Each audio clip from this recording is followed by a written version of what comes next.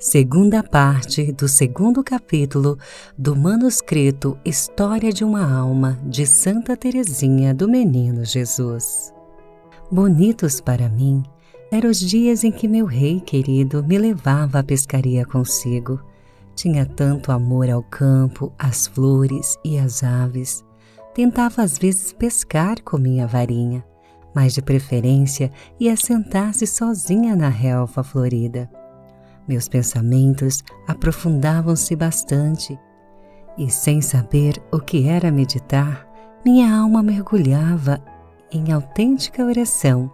Ouvia ruídos longínquos, o murmúrio do vento e até a música indecisa de soldados, cuja sonoridade me chegavam aos ouvidos, melancolizavam suavemente meu coração.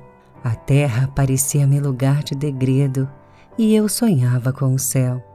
A tarde passava rápido e dentro em poucas era a hora de regressar aos boiçonetes. Antes de partir, porém, tomava o lanche trazido no meu cestinho. Mudara de aspecto, a linda merenda com geleia de fruta que me tinhas preparado, em lugar de cor ativa, já não via senão uma ligeira mancha de cor-de-rosa, toda ressequida e amarrotada.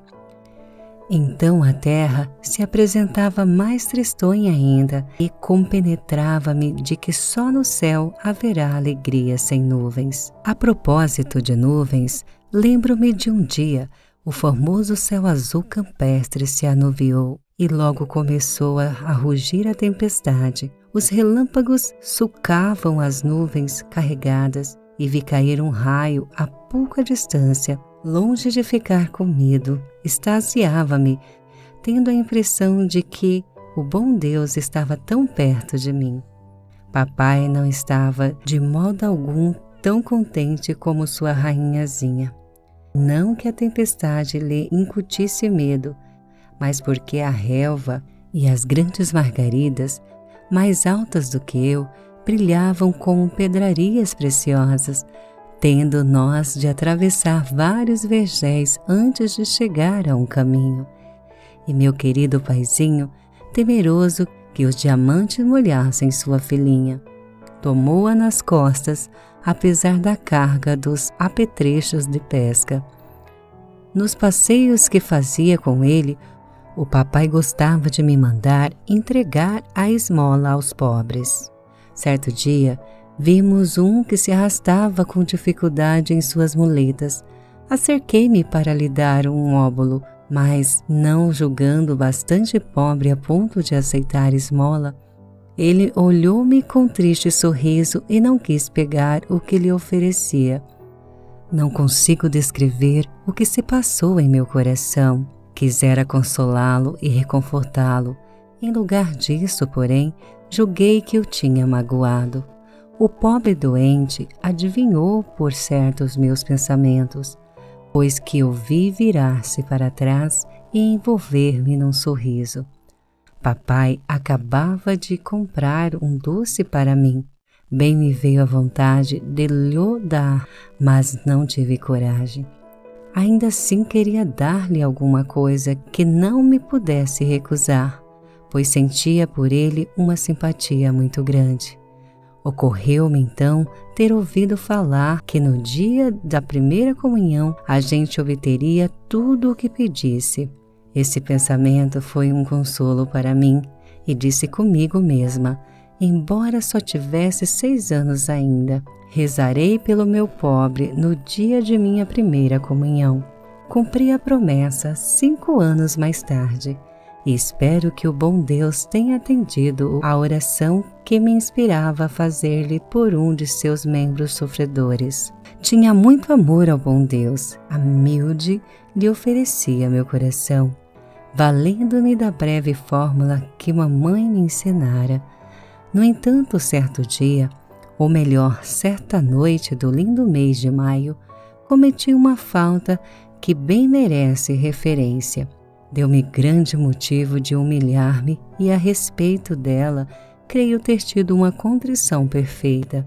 Sendo muito pequena para frequentar o mês de Maria, ficava com Vitória e fazia com ela minhas devoções diante do meu altarzinho do mês de Maria, adornado de acordo com minha capacidade. Tudo era tão miudinho, castiçais e vasos de flores, de sorte que 2 fósforos, à guisa de velas, e iluminavam perfeitamente. Às vezes Vitória fazia-me a surpresa de dar-me 2 toquinhos de velas, mas era caso raro. Uma noite, estando tudo prestes para nos pormos em oração, digo-lhe: Vitória, queres começar com o lembrai-vos, que eu vou acender as velas? Ela fez menção de começar, mas não disse palavra, e olhava-me rindo. Eu, que via meus preciosos fósforos consumirem-se rapidamente, supliquei-lhe fizesse a oração, e ela continuou calada.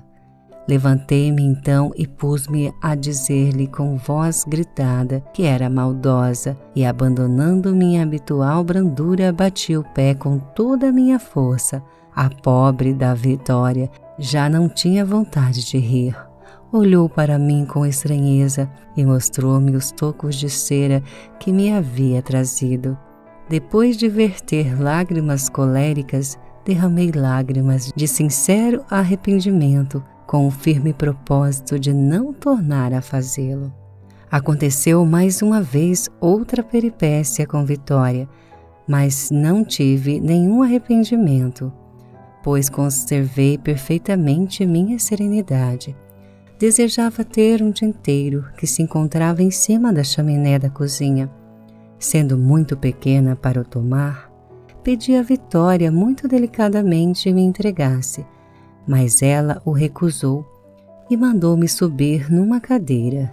Sem dizer nada, tomei a cadeira, mas a pensar que não era atenciosa. Querendo fazer que a sentisse, busquei em minha cabecinha o que mais me ofendia. Quando se aborrecia comigo, ela chamava-me de pirralhinho, o que muito me humilhava. Então, antes de pular da minha cadeira abaixo, virei-me com dignidade e disse-lhe: Vitória, sois um pirralho. Depois escapei dali, deixando que meditasse a profunda declaração que eu acabava de fazer-lhe. A reação não se fez esperar. Logo a escutei, que esbravejava: Sim, a moça Maria. A Teresa acabava de dizer-me que não passo de um pirralho.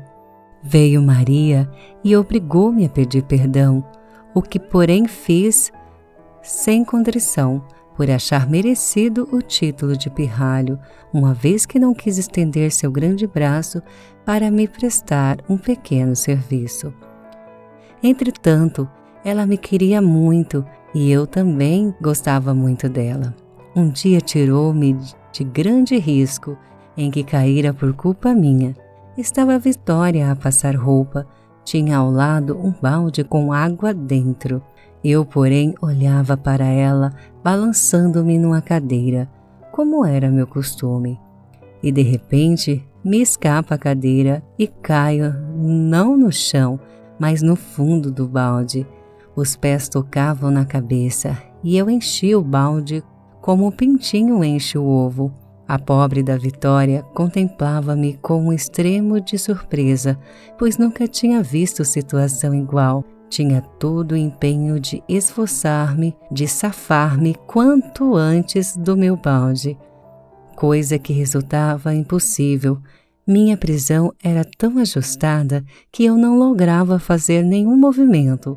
Com um pouco de dificuldade, ela salvou-me do meu grande perigo, mas não salvou meu vestido e tudo mais, de sorte que tive de trocar a roupa, pois estava molhada como uma sopa. Outra ocasião, caí dentro da lareira. Felizmente, o fogo não estava aceso. Vitória não teve senão o incômodo de levantar-me e sacudir a cinza de que ficara coberta. Foi numa quarta-feira, quando estáveis no ensaio de canto com Maria, que todos esses reveses me aconteceram. Foi também numa quarta-feira que o padre Dusselier veio visitar-nos. Como Vitória lhes dissesse que não havia ninguém em casa senão Terezinha, ele entrou na cozinha para me visitar e olhou minhas lições. Fiquei orgulhosa por receber meu confessor, porque pouco tempo antes me tinha confessado pela primeira vez. Que suave lembrança para mim! Ó, minha mãe querida, com que solicitude me preparaste quando me explicaste que não era um homem, mas ao bom Deus que iria contar meus pecados. Disto estava tão convicta que fiz minha confissão com um grande espírito de fé e cheguei até a perguntar-vos se não seria mister referir ao padre Dusselier que o amava de todo o meu coração, pois que em sua pessoa era o bom Deus que ia falar. Bem instruída a respeito de tudo quanto devia fazer e dizer, entrei no confessionário e pus-me de joelhos. Quando, porém, abriu a portinhola, padre Dusselier não enxergou ninguém. Era tão pequena que a cabeça não alcançava o parapeito onde se apoiam as mãos. Então mandou-me ficar de pé.